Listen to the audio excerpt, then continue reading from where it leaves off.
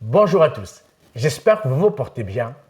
Samuel Paty a été décapité pour avoir enseigné la liberté d'expression.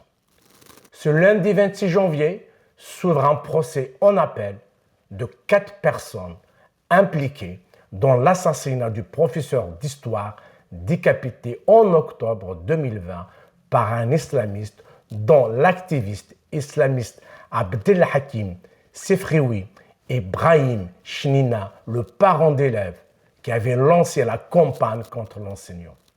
Un verdict implacable a vu le 20 décembre 2024 lourdement condamner les 8 accusés en première instance. Générique.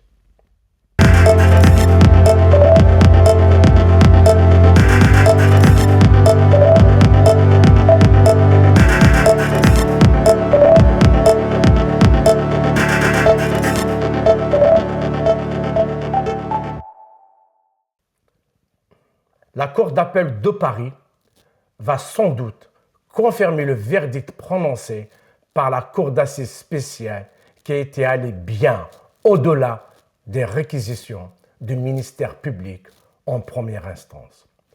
Après 7 semaines d'audience, la Cour d'assises de Paris a rendu le 20 décembre 2024 son verdict dans le procès de l'assassinat de Samuel Paty. 8 accusés ont été reconnus coupables de complicité d'assassinat. Parmi elles figurent les 2 amis du tueur de Samuel Paty, Azim Esperkhanov, âgé de 23 ans, d'origine tchétchène, et Naïm Boudaoud, âgé de 22 ans. Ils ont été condamnés à 16 ans de réclusion criminelle. L'activiste islamiste franco-marocain Abdelhakim Sefrioui a écopé de 15 ans de prison et le Marocain Brahim Chnina d'une peine de 13 ans de détention.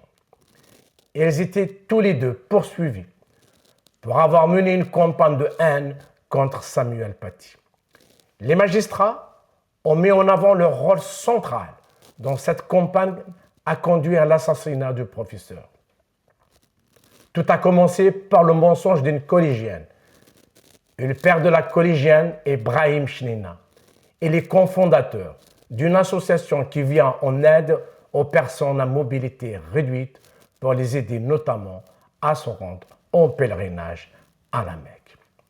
Il a été accusé d'avoir lancé avec Abdelhakim Sefrioui une vaste campagne de cyberharcèlement contre Samuel Paty. Abdelhakim Sefrioui est le fondateur d'un réseau appelé Cheikh Yassine, le nom du fondateur du Hamas. À l'origine de l'assassinat de Samuel Paty, il y a eu donc le mensonge d'une élève de 13 ans accusant à tort le professeur de discrimination envers les musulmans.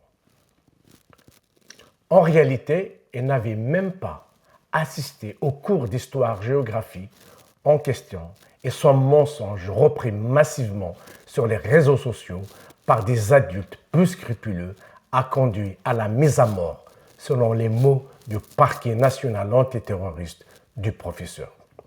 La jeune fille et 5 autres ex-collégiens ont été condamnés le 8 décembre 2023 à des peines allant de 14 mois avec sursis à 2 ans de prison, dont 6 mois fermes, à l'issue d'un procès à huis clos devant le tribunal pour enfants.